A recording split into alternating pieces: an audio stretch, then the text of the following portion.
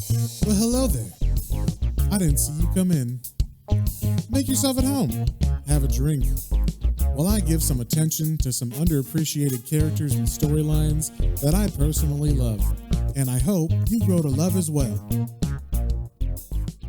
Hey there, everybody, and welcome back. Today we are reading Swamp Thing number 117. And just a little recap on what happened in the last issue.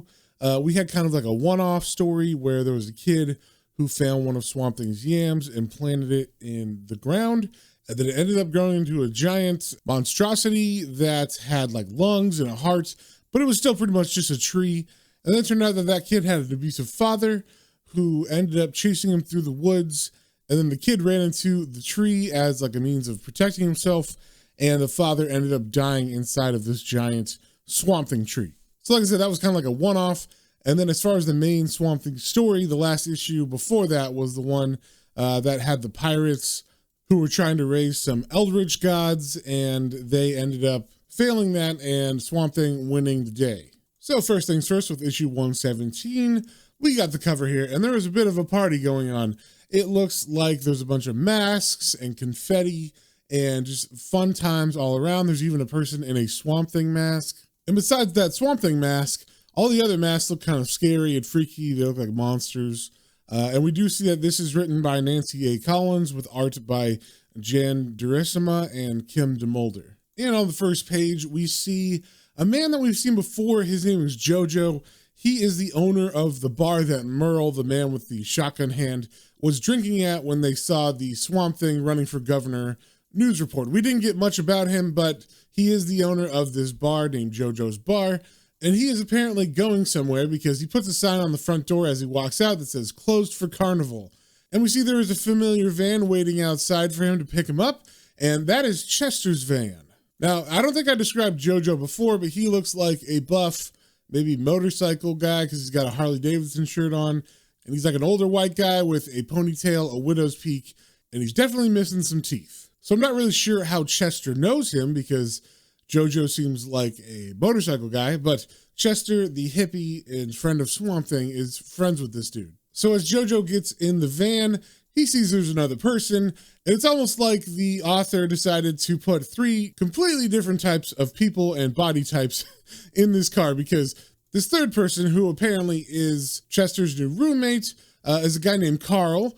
And Carl is a very small man who looks pretty young. Compared to Jojo, he looks tiny, but I'm assuming he's supposed to be like in his 20s. He's a white guy. He's got red hair. And I guess he is now living with Chester now that Chester's long partner in the series, Liz Tremaine, has left him. And even though Jojo looks kind of gruff, he welcomes Carl with open arms, saying, "Hey, Carl, any friend of the Peepster is a friend of mine."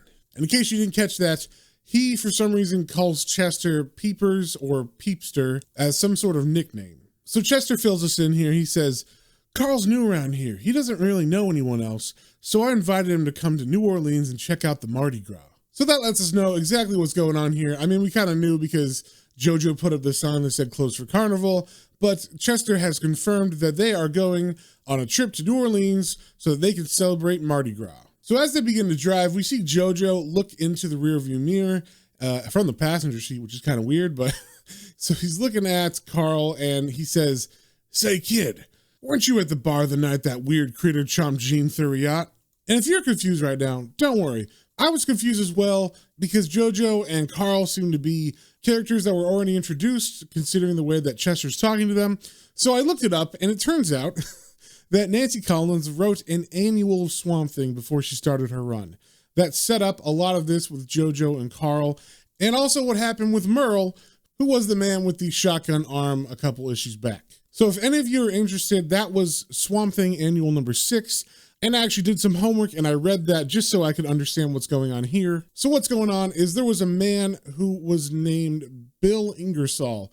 Turns out he was Carl's lover, and he was killed by some homophobic guy named Jean Thuriot. And Carl was going through the town asking people if they'd seen his picture.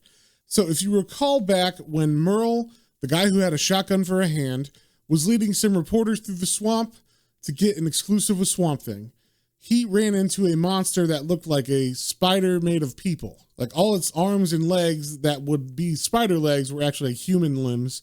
and it had about 3 heads and a giant mouth. And it ended up killing Merle that time. But apparently, the way Merle lost his hand was because he had killed that woman and threw her off a bridge, and a couple other people were killed and thrown off a bridge, including Bill Ingersoll, Carl's lover. And through some kind of magics, we're not really sure exactly what it was, just energies in the swamp, those victims formed into this amalgamation of a monster that, like I said, looked like a spider and had 3 heads. So it went on a killing spree, getting revenge for people, and it ended up going to JoJo's bar, where Gene Theriot was about to beat up Carl, because Carl just happened to be in that bar looking for Bill Ingersoll and showing people his picture and asking if they'd seen him. So that's what JoJo's talking about. He's saying, Carl, you were there at my bar the night that weird critter killed Gene Theriot, because that creature ended up going on a revenge killing spree. And that is actually how Merle got his hand bit off as well, because Merle was a killer of one of the people that made up that monster. It went after him, but it only got his hand at first.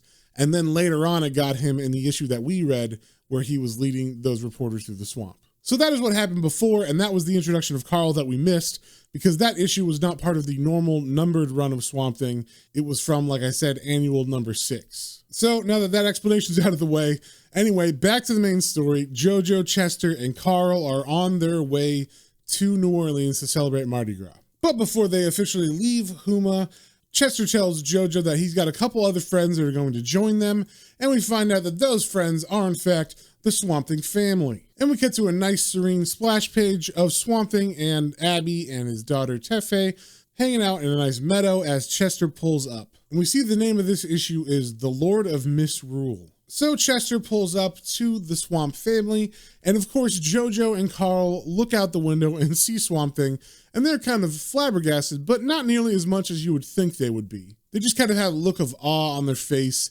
And I should mention that JoJo and Abby do know each other because they were introduced in that annual as well, but only for a second, so they don't know each other that well. But in that issue, she had mentioned to JoJo that she was in fact the wife of Swamp Thing, because they were saying that that monster that was going around killing people was Swamp Thing, and she's like, no, he's not.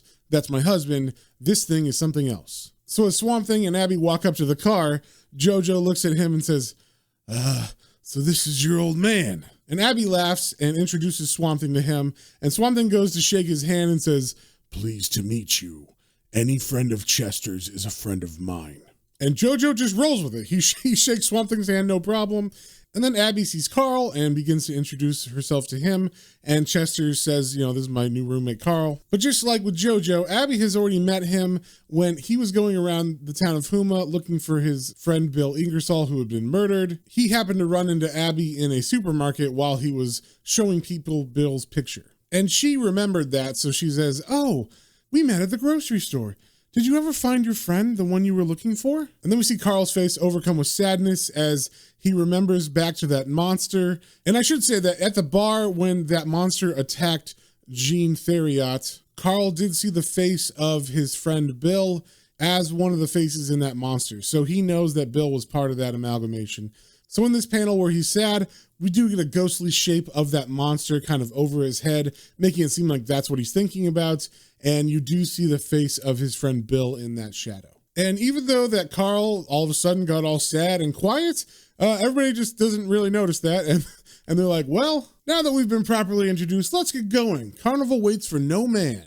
So Abby turns to Swamp Thing and says, are you sure you won't go with us, darling? And Swamp Thing says, I'd like to, but I might call attention to myself. And then JoJo turns and laughs and says, you're afraid of getting noticed in New Orleans during Mardi Gras? Ha ha ha. And Swamp Thing kind of smiles and says, you're right. Chester, is there room for one more in your van? So now finally, everybody is in the van. They're all going to New Orleans, and we cut to 2 hours later. And Chester is talking about New Orleans and how he used to live here when he was going to college. And he brings up some of the history of this area. And one of the things he says is, New Orleans is a weird town with a lot of strange history behind it. I mean, what other place in the U.S. shuts down one Tuesday of the year and hands the keys to the city over to the Lord of Misrule? But before he can finish his thought, JoJo points out a parking space that they should grab before the city gets too packed and they can't find anywhere to park. And that kind of stopped the whole conversation about Mardi Gras and this Lord of Misrule that he's talking about. So they get out of the van and they all decide to go to the French Quarter. And Carl, who seems like he might be from like another area of the country, asks what the French Quarter is and what's going on there. So Jojo comes over and slaps him on the back and says, "Boy, you are new in these parts, ain't you?" Then he guides everybody to the middle of a street, which I'm assuming is the French Quarter. And we see there are a bunch of other people also walking the street that are wearing masks and have costumes. And in the middle of all that, Jojo yells out to his friends, "Ladies and gentlemen, welcome to the Pleasure Dome. Now, if you'll kindly excuse me, I believe there's a drink somewhere with my name on it." So Jojo leaves the group and Chester turns to Swamp Thing and says, "So what do you think?" And Swamp Thing looks around at all the people having fun and dressed up and he says, "I find it overwhelming in a pleasant way."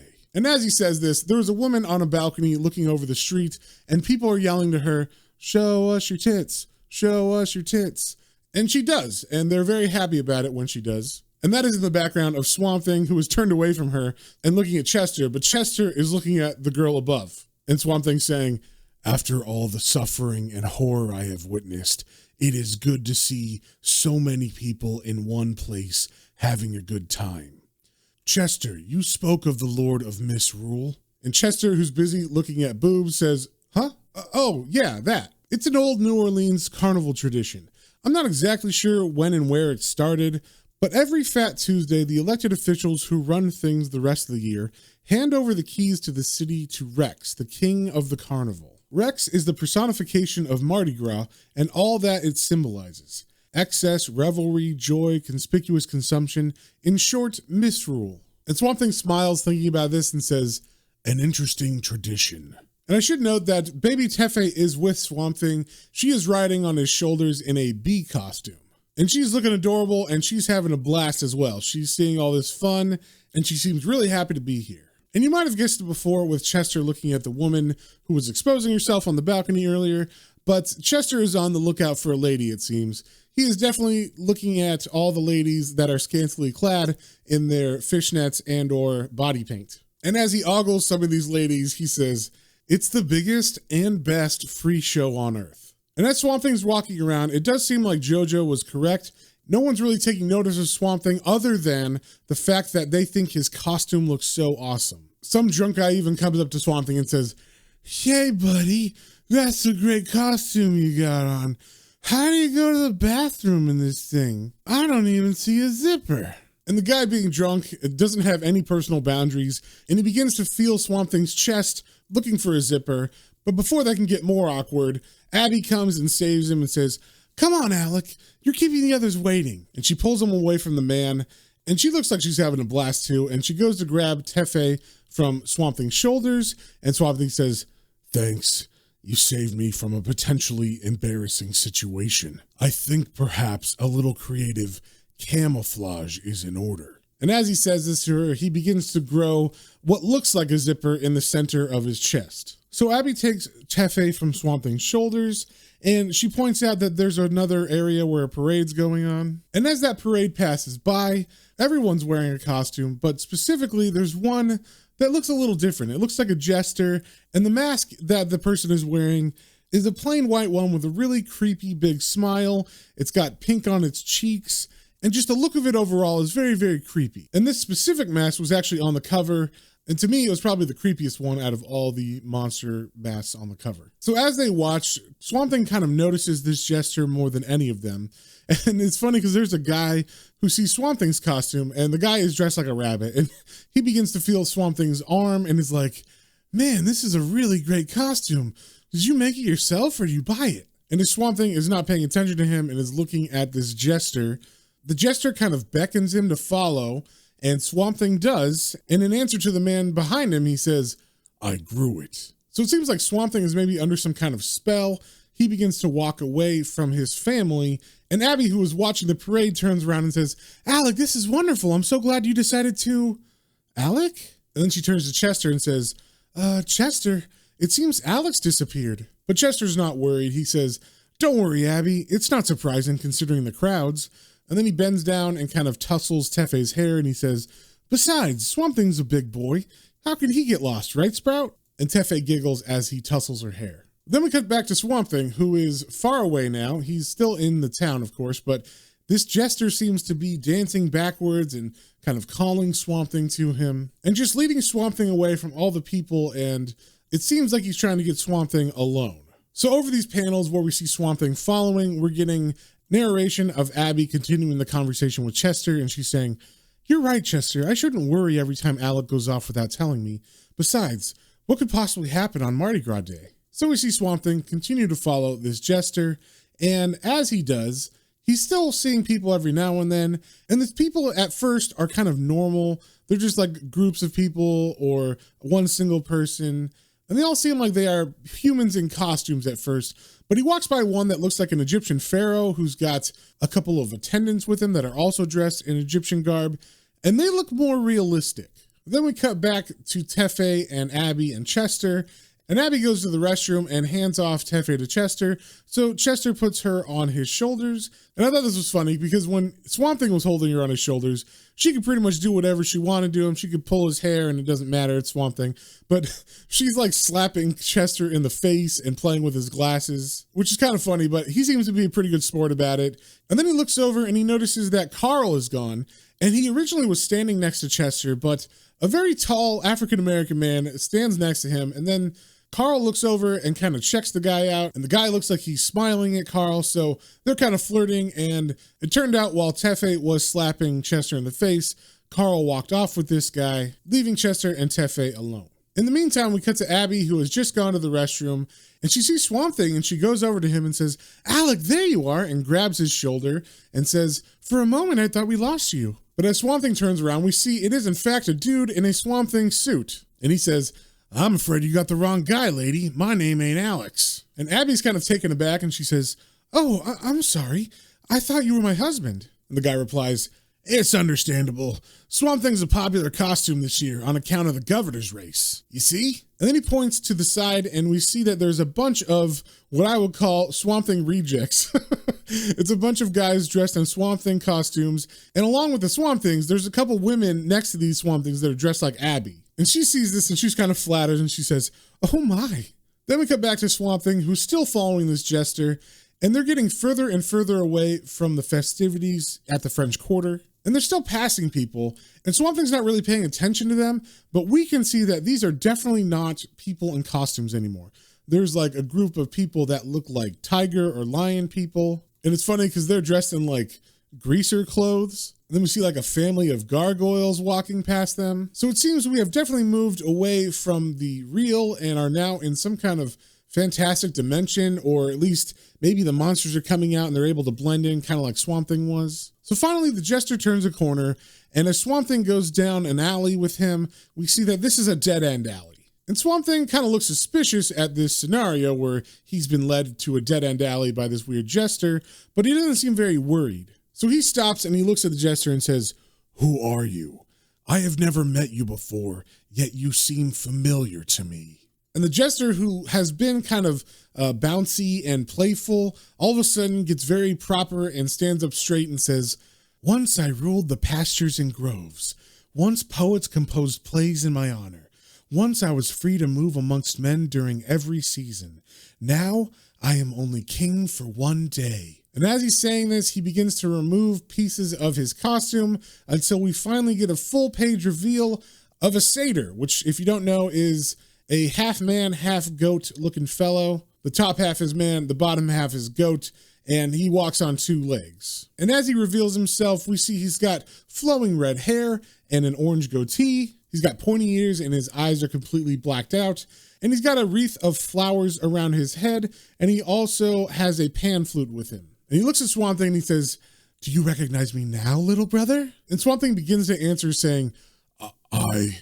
But before he can even get started, the satyr brings the pan flute up to his lips and begins to play.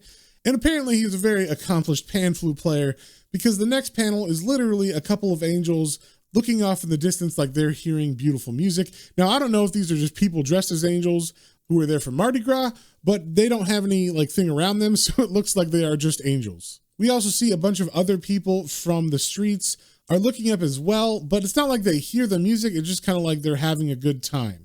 So apparently the satyr played like a full tune because Swamp Thing, who's now sitting down, is clapping as the satyr finishes, and he says, "That was beautiful." And the satyr says, "It is within my power to stir the highest and basest of human emotions. Children will be born, hearts will be broken, blood will be spilled because of me this day. Once temples of marble were reared in my name, but now this is sacrifice enough. Go in peace, little god. My time in the wood is over, while yours has just begun. But remember, there would be no gods or demons if there were no room for us in the human heart." And then the satyr raises his hands, and we see there's some like little magical wisps coming out, and the magic forms the shape of a human man and a human woman kissing. Then the satyr brings up his hands kind of in a fancy bow, and he says, "Until next year, younger brother." And then he just vanishes in a bunch of little sparkles. And Swamp Thing is standing looking at the sparkles and says, "Until next year." Then we cut back to Abby, who is now back with Chester, and she's holding Tefe, and she says, "Chester, it's been hours. Where could he possibly be?" And Chester says, "Don't worry, Abby. Swampy probably lost track of time while he was taking in the sights." And just as he says that, Swamp Thing appears and says, "Looking for me?" And Tefe sees him and reaches out to him immediately. And Abby says, "Finally, I was wondering if I'd have to send the cops out looking for you." And then she hands Tefe back to Swamp Thing, and Swamp Thing says, "I was only playing tourist. I've never been to New Orleans before." And Abby looks at him kind of questioningly and says, "Is that all that went on? No action-packed fistfights with evil forces out to conquer the world?" And Swamp Thing smirks and says, "No, not this time." And then someone calls out to Chester and Abby, and we see that it is Carl, and he has returned with his tall African-American friend, who Carl introduces to the group as Troy Washington. And it seems like Carl and Troy have hit it off, because as they approach, Carl says to Troy, "You will call, won't you?" And Troy says, "You know I will." And then they get interrupted by someone yelling, "Peepers!" And of course, it's JoJo. As he's returning, he's all drunk, and he's got an open bottle, and he's still singing. And he grabs Chester and kind of puts him in a friendly headlock. And Chester notices something new on his arm, and he says, "JoJo, is that a new tattoo?" And we see that JoJo has gotten a heart tattooed on his forearm. And he slaps Chester on the back as he says, "I sure hope so. Either that or I got one hell of a case of acne." And then all of a sudden he gets kind of dizzy and he says, "I don't feel so good." And as he says that, he begins to pass out and he falls into Swamp Thing's arms. So Swamp Thing throws him over his shoulder. And as he does that, Chester says, "I guess it's time to head home, huh? So how'd you guys like Mardi Gras in New Orleans?" And Abby says, "It was wonderful. This was our first real outing together as a family. How about you, Alex? Did you enjoy yourself?" And Swamp Thing nods to her and says, "I always relish the time I spend with my loved ones and friends. What more could a man ask for?" And then we see them walking off into the sunset together as a group. And that is the end of the issue. So if you guys have any comments, questions, or suggestions, you can email me at planetrainsandcomicbooks, all one word, @gmail.com. And until next time, remember to stay swampy.